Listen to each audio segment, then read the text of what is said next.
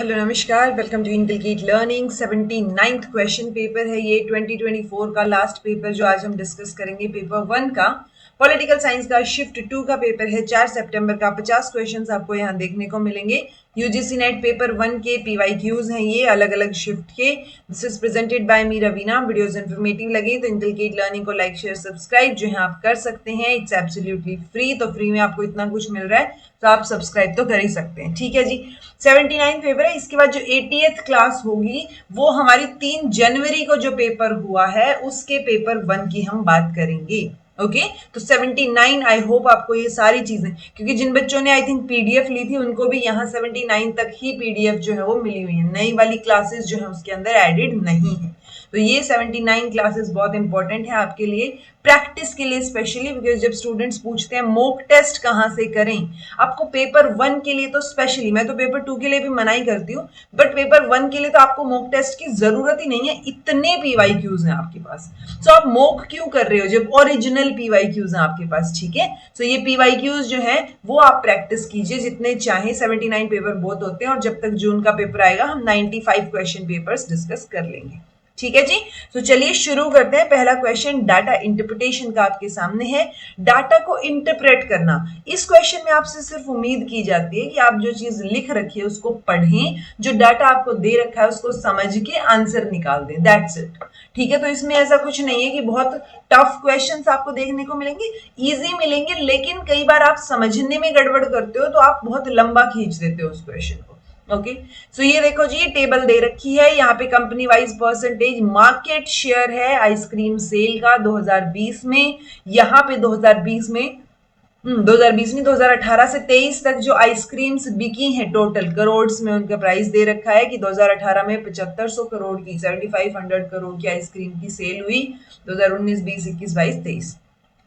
पहला क्वेश्चन हमारे सामने क्या बोल रहा है, the market share of companies in 2023 is same as in 2020। तो यानी ये मार्केट शेयर 2020 और 2023 का लगा लो इस क्वेश्चन के लिए। ओके अब 2024 में आइसक्रीम सेल इंक्रीज हो रही है बाय 10%, बट जो मार्केट शेयर है अमूल का वो गिर रहा है 23% तक। यानी कि ये देखो, ये 28% था, ये तो फॉल डाउन हो रहा है 23% पे। ओके और टोटल जो कम आइसक्रीम है वो बिक रही है एक्स्ट्रा, यानी ये इससे 10% इंक्रीज कर दो, वो 2024 में आइसक्रीम की सेल है। इसका मतलब सिर्फ इतना सा है कि यहाँ पे ये जो सेल दे रखी है ये पूरा शहर में है, पूरा मतलब इट्स लाइक पूरे उसमें आइसक्रीम वर्ल्ड लगा लो या जो भी है उसमें आइसक्रीम कितनी बिकी है, कितने रुपए की सेल हुई। बट जरूरी नहीं है ना 9500 अगर करोड़ की सेल हुई है तो वो सारी की सारी अमूल आइसक्रीम्स की हुई हो, नहीं। अमूल, वाडीलाल, बस्किन रॉबिन्सन, ये अलग अलग जो है वो क्वालिटीज है उनकी जो है ये ब्रांड्स की आइसक्रीम सेल हुई है। ओके सो 9500 में का अगर मैं 10% कैलकुलेट करूं तो 2024 की सेल आ जाएगी, यानी कि 9500 का कितना 10%, 950। तो 950 में अगर मैं 9500 ऐड कर लूंगी, 0 एक सेकेंड 5 9 और 5 14 10450, यानी 10,450 करोड़ की आइसक्रीम बिकी है 2024 में। अब उस 10,450 करोड़ में से 23% अमूल की है, 2023 में 9500 है, उसमें से 28% अमूल की है। ओके सो मुझे ये समझ आ गया कि 2023 में और 2024 में अमूल की कितनी सेल हुई है, ये 23 और 28% निकाल के, राइट।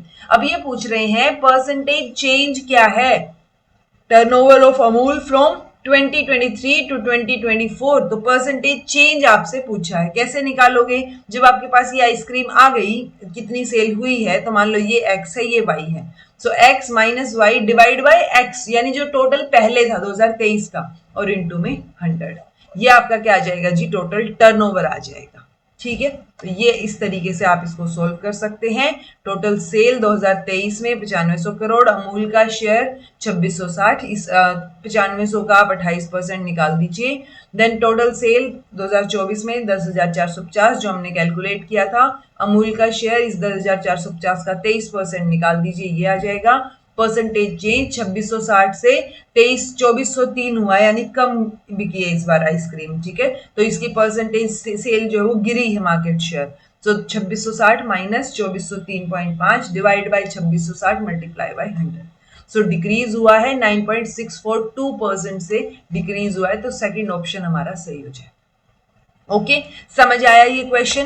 कोई दिक्कत आनी तो नहीं चाहिए, बिल्कुल सिंपल शब्दों में है, चीजें आपको परसेंटेज में कैलकुलेट करनी है, दैट्स इट. नेक्स्ट है, what is the average annual rate of increase in ice cream sale in 2023 in comparison to 2018. तो 2018 में आइसक्रीम बिकी है 7500 करोड़ की, 2023 में बिकी है 9500 करोड़.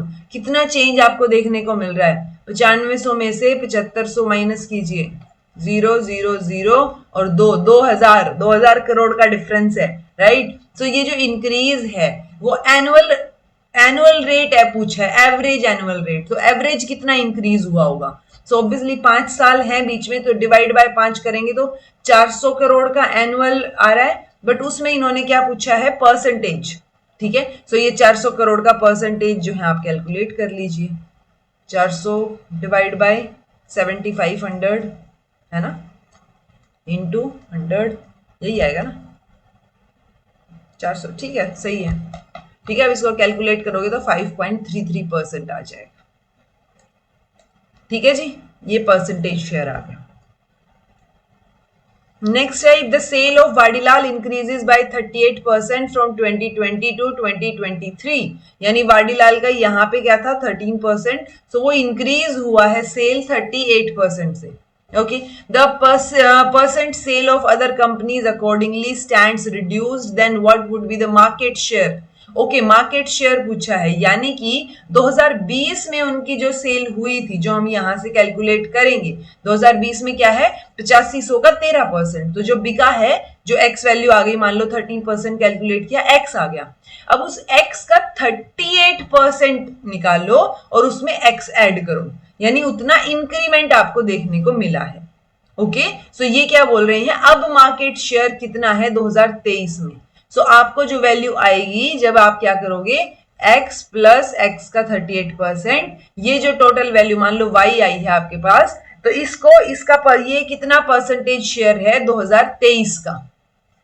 ठीक है, कैलकुलेट हो जाएगा, कोई टफ चीज नहीं है इसमें. ये देख लो, टोटल सेल 2020 में 8500 करोड़ है, वाडीलाल की क्या हो जाएगी 13% निकाल दो उसका 1105.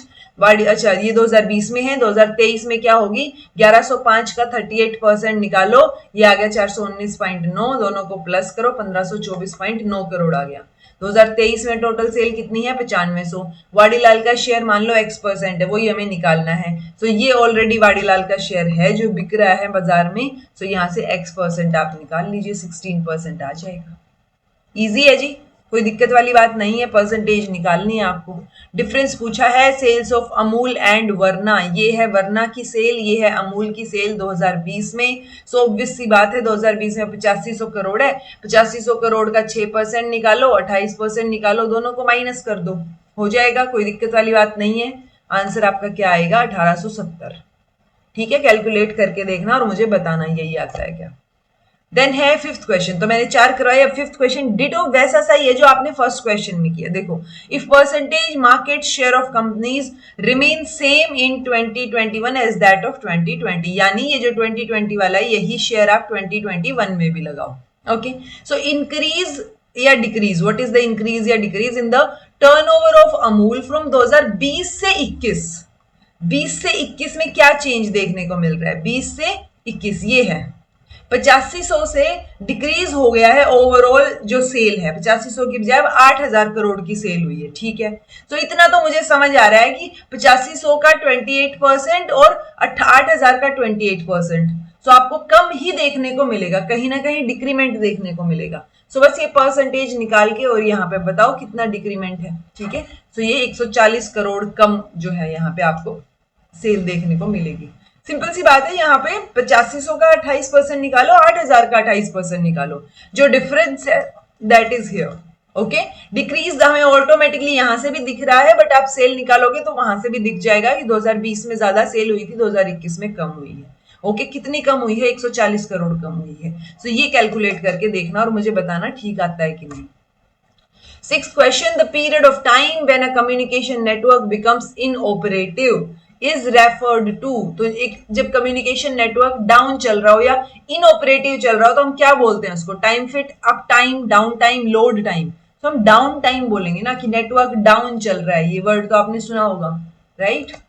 National education policy 2020 recommend moving towards, तो किस तरफ मूव करने की सलाह जो है वो नेशनल एजुकेशन पॉलिसी 2020 ने दी है, सब अर्बन यूनिवर्सिटीज की तरफ, सिंगल डिसिप्लिन यूनिवर्सिटीज की तरफ, या मल्टी डिसिप्लिनरी यूनिवर्सिटीज या स्पेशलाइज्ड यूनिवर्सिटीज। तो ऑब्वियसली बात है, वर्ड से ही पता चल रहा है, ये वर्ड हमने 2020 की पॉलिसी के दौरान ही पढ़ा है, मल्टी डिसिप्लिनरी यूनिवर्सिटीज की वो बात करती है। ओके, इजी था। Identify the fallacy committed in the statement given below. People who lack arrogance are intelligent because intelligent people don't have arrogance. So it's like you are beating around the bush, ठीक है, तो आप वहीं पे ही घूम फिर रहे हो सेम रीजन से। तो ये है बैगिंग द क्वेश्चन या सर्कल में घूम रहे हो, वो वाली फैलेसी है ये, ठीक है। इक्विवोकेशन नहीं है, डिवीजन की भी नहीं है, कंपोजिशन की भी नहीं है, तो यहां से समझ आ रहा है आपको। ओके, तो आपका थर्ड आंसर जो है वो सही हो जाएगा। इजी था, ये भी करवा रखा है बहुत अच्छे से। अ कार्टून इज ऑफ, तो कार्टून क्या है, हाई डेफिनेशन, लो डेफिनेशन, न्यूट्रल डेफिनेशन या नेगेटिव डेफिनेशन। मार्शल मैकलुहान ने हाई डेफिनेशन, लो डेफिनेशन या हॉट मीडिया, कूल मीडिया की बात की है। सो आपसे कार्टून का पूछा है, सो ये हाई में आएगा या लो में आएगा वो आपको बताना है, आंसर आपका लो डेफिनेशन रहेगा। ये क्वेश्चन, ये इन द सेंस, ये हाई डेफिनेशन लो डेफिनेशन वाला पिछली 1-2 क्लासेस में कॉन्टिन्यूटी में आ रहा है, मैंने आपको करवाया हुआ है।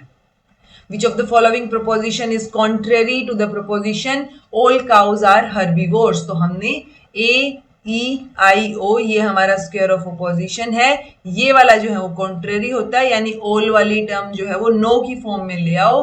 सो all यानी नो काउज आर हर्बीवोर्स, ये मेरा कॉन्ट्रेरी हो जाएगा, ठीक है। सो A और E कॉन्ट्रेरी होते हैं, ए और आई और ई और ओ ये होते हैं अपने सबएल्टरन, आई और ओ सब कॉन्ट्रेरी, और ए ओ और आई ई आई ये अपने कॉन्ट्राडिक्टरी में जाएंगे। ओके, नेक्स्ट टर्म आपसे पूछी है Z Y X W V, so U V W X, तो यहाँ बीच में तो यू आएगा, देन 5 7 9 11 13 15 आना चाहिए ना, ठीक है, 15 यू और 15 यू 15 दो जगह पे है।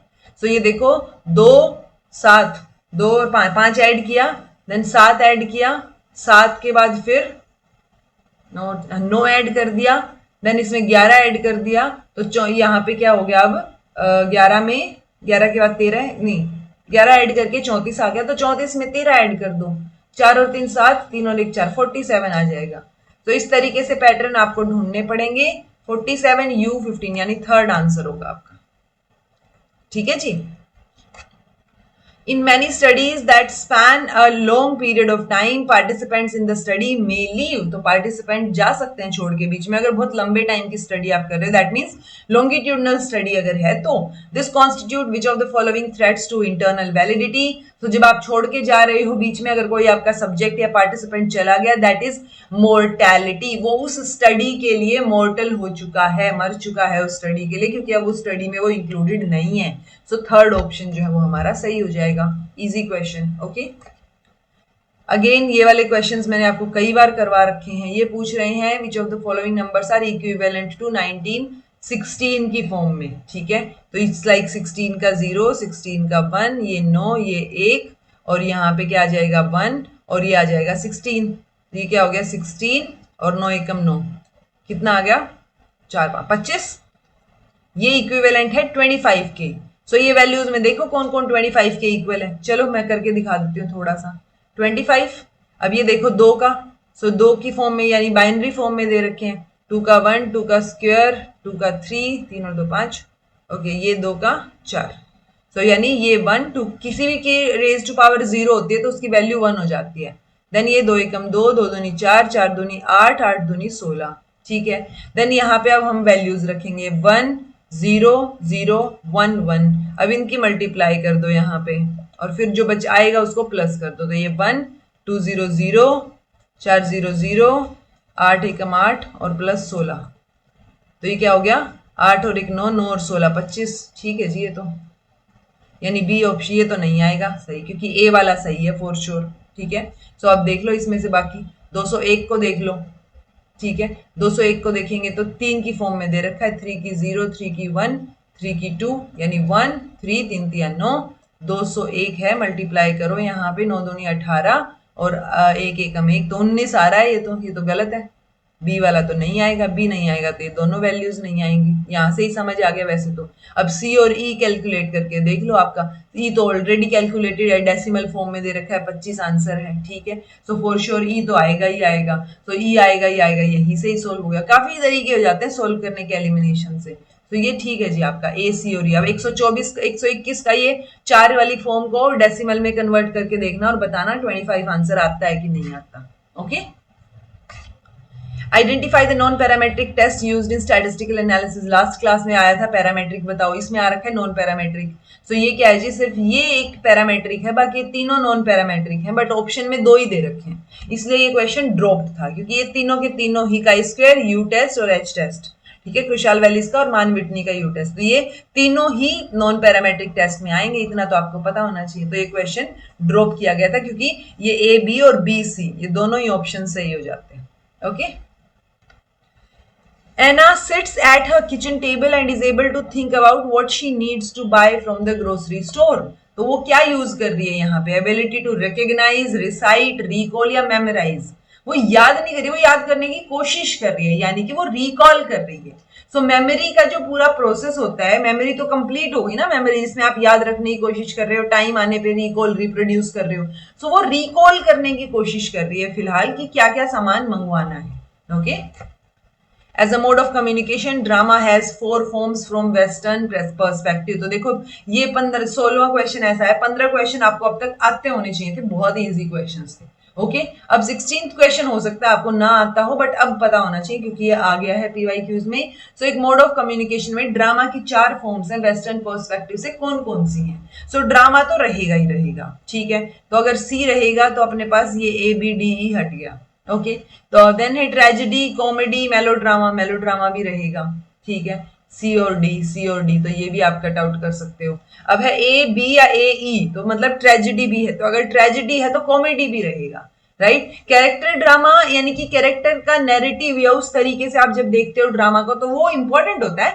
बट ऐसी कोई टर्म नहीं है ट्रेडिशनली जिसको हम यूज करते हो। सो ये टर्म नहीं है जी, बाकी टर्म्स जो है वो ड्रामा के फॉर्म के तरीके तौर पे यूज की जाती हैं, ट्रेजेडी, कॉमेडी, ड्रामा और melodrama. Okay, Which of the following concepts are related to mass communication? ये क्वेश्चन भी आया हुआ है। Global village, medium is the message, extension of man, pop culture, profit. So इसको छोड़ के ये जो तीनों टर्म्स हैं, ये मार्शल मैकलुहान ने इनके बारे में बात की है। ग्लोबल विलेज की भी हमने पहले भी डिस्कस किया हुआ है कि अच्छा ग्लोबल विलेज की बात किसने की है, ये क्वेश्चन भी एक बार शायद आया हुआ था। सो global village, medium is the message और एक्सटेंशन ऑफ मैन, तो इन तीनों कॉन्सेप्ट्स की बात मार्शल मैकलुहान करते हैं, ये तीनों ठीक है, मास कम्युनिकेशन से रिलेटेड है। Okay, Which one of the following is example of natural climate forcing? तो नेचुरल से related green house gases, volcanic eruption, land use changes और ट्रोपोस्फेरिक एरोसोल्स, ठीक है। तो ट्रोपोस्फियर में जो एरोसोल्स हैं, लैंड का यूज का जो बदलाव हो रहा है, वोल्केनिक इरप्शन है, ग्रीन हाउस गैसेज, गैसेज भी हमारी वजह से रिलीज होती हैं, लैंड यूज भी हम डिसाइड करते हैं, एरोसोल्स भी वैसे ही बनेंगे जैसी चीजें हम हमारे एनवायरमेंट में रिलीज करेंगे। सो वोल्केनिक इरप्शन जो है वो नेचुरल क्लाइमेट से रिलेटेड है। ओके, 15 लोग हैं, एक काम को 8 घंटे पर डे कर रहे हैं और उस काम को 18 दिन में पूरा कर रहे हैं। सेम काम को 6 दिन में पूरा करने के लिए 12 घंटे लगा के कितने लोग पूरे कर पाएंगे? तो ये तो वही वाला तरीका नहीं हो जाएगा, 15, 18, 8, 6, 12 x, तो ये 6 और 12 इधर ले आओ, देन 6 × 18, 6 दूनी 12, नहीं 2 6 12, 2 चौके 8, देन 3 दूनी 6, 2 दूनी 4, 15 दूनी 30, 30 लोग आ जाएंगे जी। आंसर आपका क्या हो गया? 30, 30, ठीक है, कोई दिक्कत? चलो, identify the public sector universities from the following that have the highest number of collaboration with foreign universities. ये क्वेश्चन भी आपके लिए बिल्कुल नया हो सकता है, एक 16 था, 17 भी चलो आपको अगर नहीं आता, और एक आ गया 20, यानी थर्ड क्वेश्चन है ये अब तक। Okay. Indian Institute of Technology Kanpur, Indian Institute of Science Bangalore, Pondicherry university Pondicherry, North Eastern Hill University Shillong और Gujarat Vidyapith university. So highest number of collaboration जो है फॉरेन यूनिवर्सिटीज के साथ वो ABC वाले जो है वो आपका सही आंसर रहेगा। रटने की जरूरत इसको है नहीं, बिकॉज इस तरीके का क्वेश्चन बहुत रेयर चांस है सेम रिपीट हो। कमेटी और कमीशन दे रखे हैं, chairperson easiest question Sanskrit commission मैंने आपको PYQs जो VIP टॉपिक्स के दौरान करवाया था तब भी बताया था, अगर आपको इतना भी याद होता। बाकी ये भी याद ना हो तो यूनिवर्सिटी एजुकेशन राधाकृष्णन कमीशन हमें पता है। सॉरी नहीं, रुको भाई, रुको रुको रुको रुको रुको रुको, कुछ तो गड़बड़ हुई है। बी का फोर्थ ना, बी का फोर्थ, मैं यहाँ पे फोर्थ पे चली गई, डी का। ठीक है, तो संस्कृति कमीशन बी का fourth, university education commission Radhakrishnan commission, education commission हम मुदालियर कंदे इसको कोठारी कमीशन को बोलते हैं, नेशनल एजुकेशन कमीशन भी बोलते हैं। और कमेटी जो हायर एजुकेशन और रूरल एरियाज पे वो आ जाएगा के श्रीमल्ली। तो ये KL श्रीमल्ली का नाम अब याद रखना, ये क्वेश्चन दोबारा रिपीट हो सकता है जहां पे ये इन्फॉर्मेशन आपके लिए हेल्पफुल हो और क्वेश्चन सोल्व करवा दे। ओके, आंसर आपका थर्ड हो जाएगा।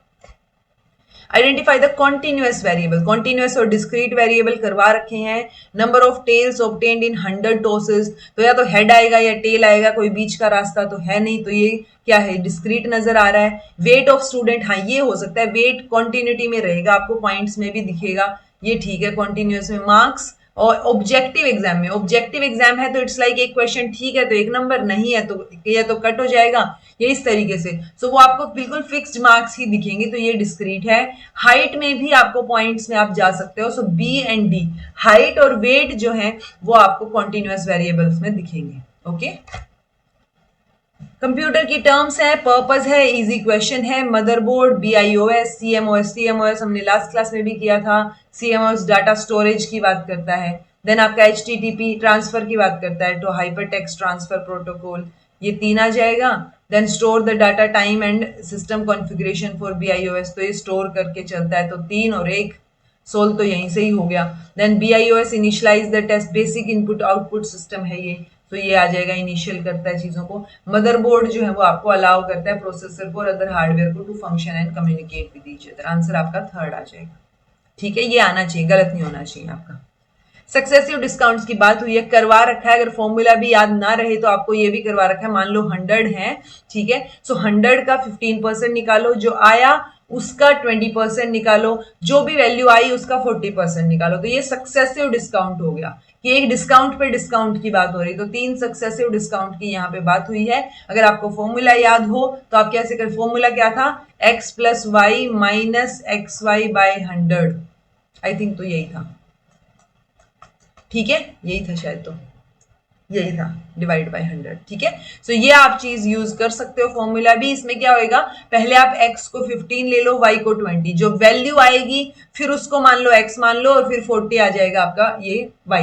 तो इस तरीके से आपको 2 बार ये फॉर्मूला अप्लाई करके निकालना है, या फिर आप 100 मान के ये देख लो कि लास्ट में जो परसेंटेज आई है वो कितनी टोटल परसेंटेज डिस्काउंट दे रहा है। सो 59.2 जो है वो आपका आंसर रहेगा जी। ओके, करवा रखा था। Which of the following are true about pyrolysis? तो pyrolysis, incineration, ये भी मैंने VIP टॉपिक्स के दौरान आपको करवाया था, तो ये भी गलत होना नहीं चाहिए आपका।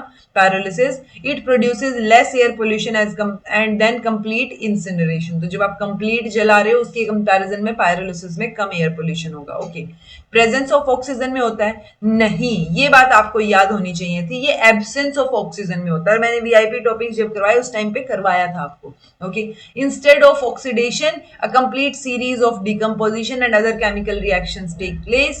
ऑक्सीडेशन ऑब्वियसली नहीं हो रहा है क्योंकि प्रेजेंस नहीं है ऑक्सीजन की। तो अब यहां से भी कॉमन सेंस लगा सकते हो कि बी और सी तो साथ में नहीं होंगे, क्योंकि अगर ऑक्सीजन प्रेजेंट होता तो ऑक्सीडेशन हो जाता। ओके, तो बी और सी आप देख सकते हो कि साथ में ना हो, ये देखो बी और सी साथ में नहीं है, ये वाले पहला तो गलत हो ही गया।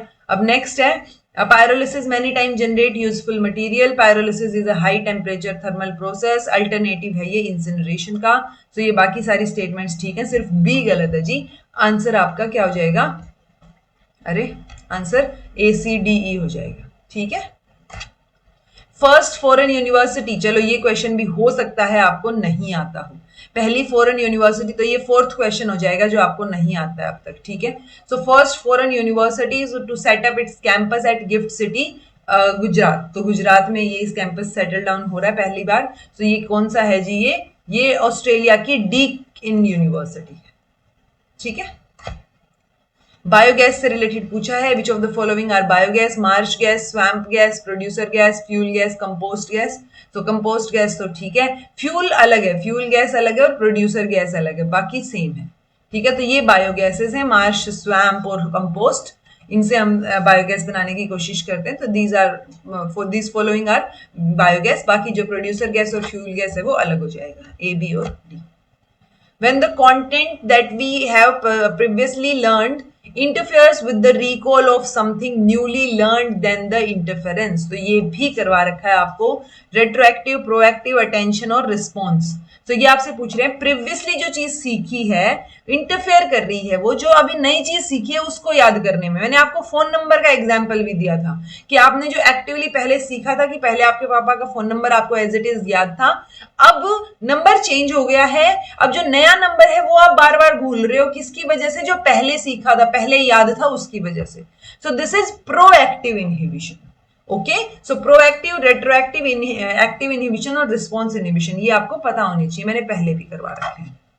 Which of the following propositions cannot both be false, though they can both be true। तो साथ में वो सही हो सकती है बट गलत नहीं हो सकती साथ में, ठीक है। तो साथ में गलत इन द सेंस, हाँ साथ में सही हो सकती है, सम और सम नोट वाली, ठीक है। ऑब्वियसली ए और बी तो अपनी साथ में गलत हो सकती हैं, दोनों गलत हैं, ये सी और डी सही है, ये सही है, बट दोनों सी और डी जो है वो साथ में गलत नहीं होंगी बट सही हो सकती हैं। तो ये क्वेश्चन इस टाइप का जो है कॉन्सेप्ट भी मैंने आपको करवा रखा है वीआईपी टॉपिक्स में, सी और डी आपका आंसर हो जाएगा।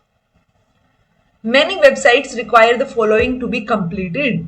बहुत सारी वेबसाइट्स में I am not a robot आता है, आपको वहां टिक करना होता है। ये किस चीज का एग्जांपल है? एक्यूरेसी का, मैचिंग का, क्वालिटी का, सिक्योरिटी का। तो वो सिक्योरिटी इश्यू की वजह से आपसे पूछते हैं कि आप वहां पे ह्यूमन बीइंग है तो आप वहां पे क्लिक करें कि you are not a robot, तो ये सिक्योरिटी का इश्यू है जी।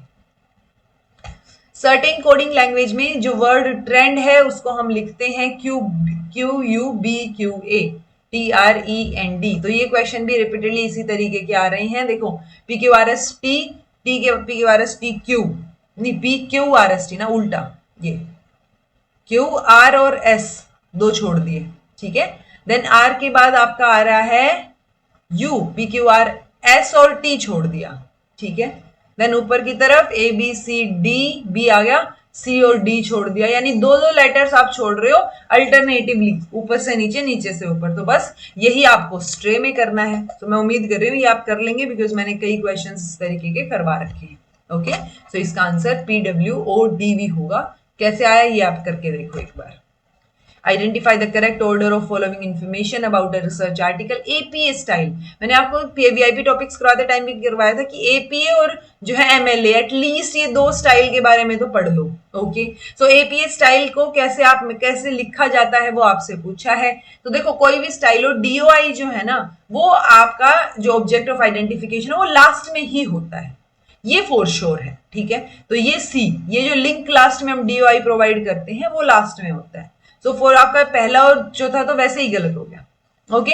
अब देखना है ये इनमें से कौन सा जो है वो फिट बैठ रहा है। सो ये देखो पहले नाम होता है इंसान का, वो भी उल्टा, यानी आपका सरनेम पहले, देन शॉर्ट फर्स्ट नेम को शॉर्ट कर दो, देन आपका आएगा ईयर ऑफ पब्लिकेशन ब्रैकेट में, देन आपका ईयर ऑफ पब्लिकेशन के बाद आएगा title of the article, title के बाद आप जर्नल का नाम लिखेंगे, फिर वॉल्यूम नंबर आएगा, फिर DOI इन इंफॉर्मेशन के हिसाब से। आंसर आपका B हो जाएगा जी। देखो ये एक नाम है ब्रोडी एन, तो ये N पहले मतलब फर्स्ट नेम है, ब्रोडी यहाँ पे लास्ट सेकंड नेम है, लास्ट नेम, ठीक है।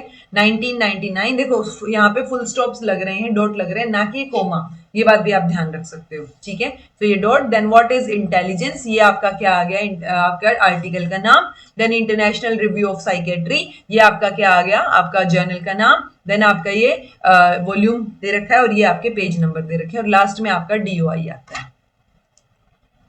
According to classical Indian philosophy, the source of knowledge based on cognition of an object similar to another one which is already known to the cognizer।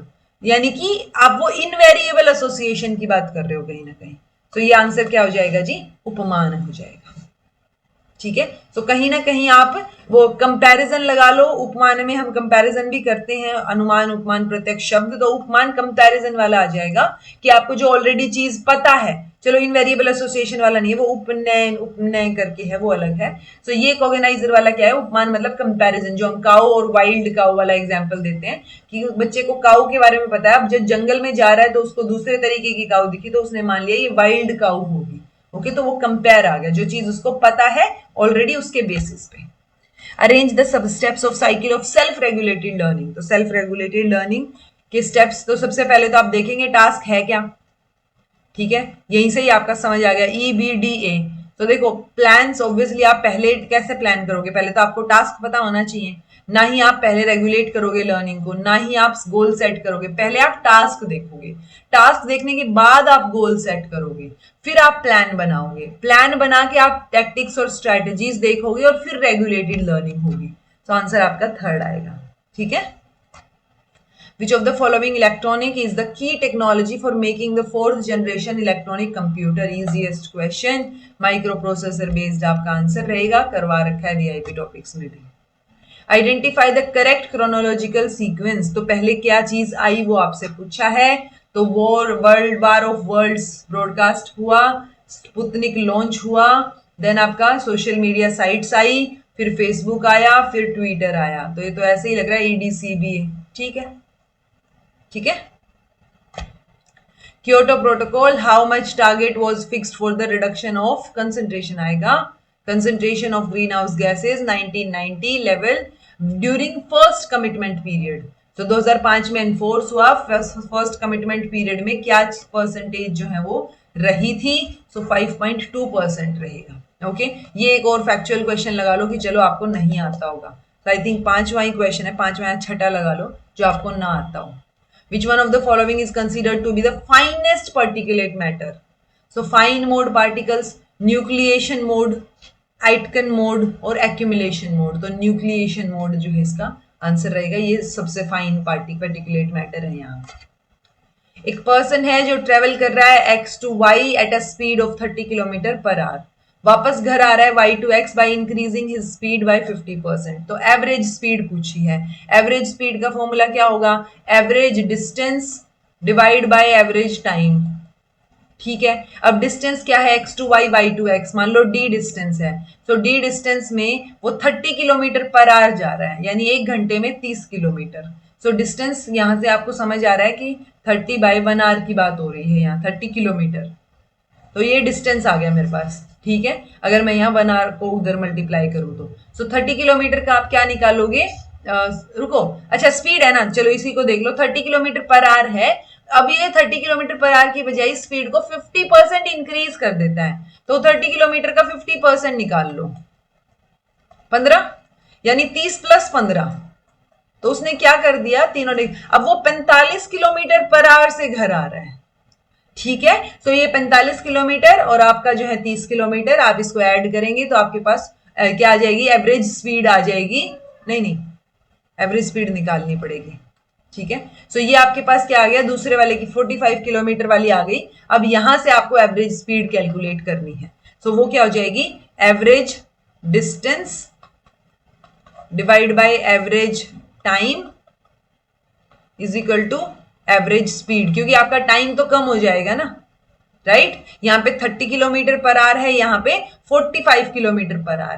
तो अब आप ये इस formula से मुझे कैलकुलेट करके बताइएगा, आंसर आपका थर्ड आएगा। ओके, डायरेक्ट डायरेक्ट आप ऐड करोगे तो वो गड़बड़ हो जाएगी आपकी। एक है 30 किलोमीटर और एक है 45। ठीक है जी, 5 4 और 3 7। डायरेक्ट डायरेक्ट मत ऐड करना, गड़बड़ हो जाएगी।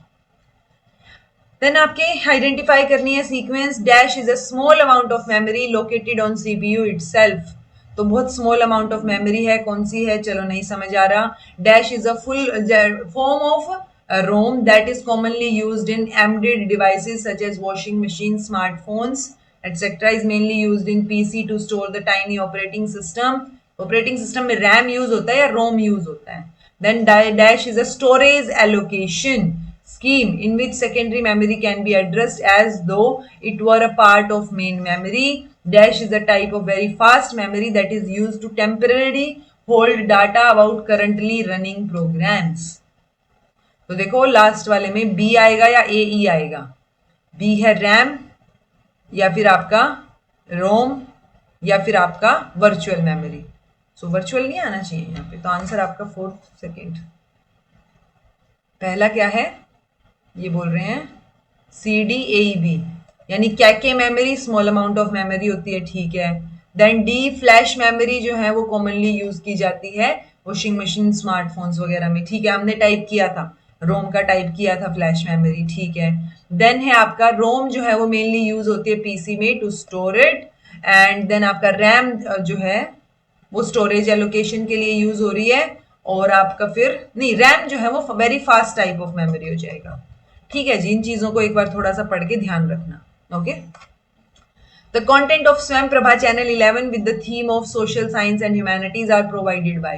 तो चैनल नंबर 11 कौन प्रोवाइड कर रहा है? 11 to 16, लास्ट क्लास में भी बात की थी, इग्नू, ठीक है. सो ये मैंने आपको पिछली क्लास में भी बताया था, तो आप वहां से भी नोट डाउन कर सकते हो सारी की सारी इंफॉर्मेशन. हमने बात की थी 1 से 10 चैनल तक के नाम भी याद किए थे जो सीईसी मैनेज करता है. देन 11 से 16 वाले चैनल अपना इग्नू मैनेज करता है. Which of the following come under the category of stand-alone professional universities? तो stand-alone professional universities की बात हो रही है.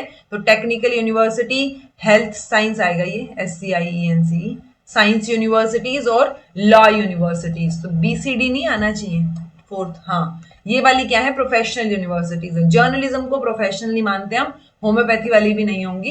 सो मेजरली ये हेल्थ साइंस, यानी जो डॉक्टर, जैसे एमबीबीएस की डिग्री आप जो है डिस्टेंस से नहीं कर सकते, ऐसे ही LLB आप डिस्टेंस से नहीं कर सकते. टेक्निकल यूनिवर्सिटीज जो है, जैसे ये अपनी इंजीनियरिंग वगैरह, सो ये प्रोफेशनल कोर्सेज हैं. So stand alone professional universities में BCD आ जाएगा. अरे लॉजिकली इक्विवेलेंट स्टेटमेंट आपसे पूछा है, all cows are herbivores, all herbivores are cows. तो ये तो कन्वर्जन नजर आ रहा है. Some herbivores are cows, no cows are non herbivores. तो ऑल का नो बना दिया, ये यहाँ पे नॉन लगा दिया. तो बताओ कॉन्ट्रापोजिशन, कन्वर्जन और आपका क्या है? ऑब्वर्जन. ठीक है, आंसर ए और डी, ए और डी. Logically equivalent. रुको भाई, ए और बी. अच्छा, कन्वर्जन में तो ऑल का भी तो नो होएगा ना.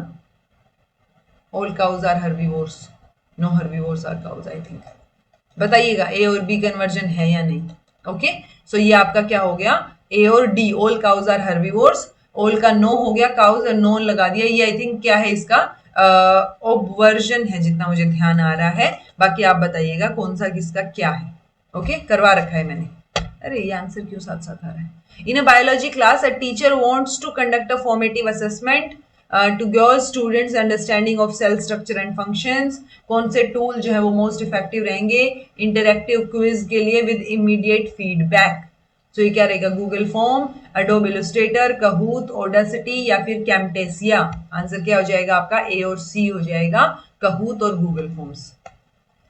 Which of the following represents the epistemological orientation of qualitative research? So epistemological orientation पूछी है जो represent करा qualitative research की. डिडक्टिविज्म, पॉजिटिविज्म, ऑब्जेक्टिविज्म, इंटरप्रेटिविज्म. आंसर आपका इंटरप्रेटिविज्म रहेगा. ओके, देन आपके सामने है आपका पैराग्राफ. इसको आप रोकिए, पढ़िए और इनके आंसर्स देने की कोशिश कीजिए. पैराग्राफ की ड्रिल आपको पता है, मैं जल्दी जल्दी आंसर्स बता दूंगी आपको. आप इसको स्टॉप करके ही पढ़ के आंसर करने की कोशिश कीजिए. Second option. Then 47th, then stop the video, read the paragraph, answer the question, answer will be third. Again 48th question, read the paragraph, answer, try to answer the question, answer will be third. Then 49th question, again read the paragraph, answer the question, second option. 50th question, read the paragraph, stop the video, read the paragraph and try to answer the question, answer will be third. Okay जी, so ये question paper आपका 79th यहीं पर समाप्त होता है. कुछ गड़बड़ लगी हो, कुछ समझ नहीं आया हो तो कमेंट करके पूछ लीजिएगा. This was all about today, thank you so much for watching. तो देखो हार्डली मैक्सिमम 10 क्वेश्चन तक आपको जाना चाहिए। अगर आपने सारे वीआईपी टॉपिक्स और पीवाईक्यूज कर रखे हैं ना, तो हार्डली 10 क्वेश्चन ऐसे होने चाहिए जो आपको बिल्कुल ना आता हो। हार्डली मतलब इट्स लाइक मैं मैक्सिमम बोल रही हूँ। अदरवाइज एलिमिनेशन मेथड से या जो इन्फॉर्मेशन आपको करवाई गई है उससे आपके क्वेश्चन सोल्व हो जाएंगे आराम से। मोस्टली वही कॉन्सेप्ट्स जो है वो कॉमनली रिपीट होते हैं जो मैंने आपको करवा रखे हैं। Okay, so this was all about today. Thank you so much for watching. Be happy, keep smiling, subscribe to Inculcate Learning because it is absolutely free. Be consistent in your efforts. Take care. See you in next class.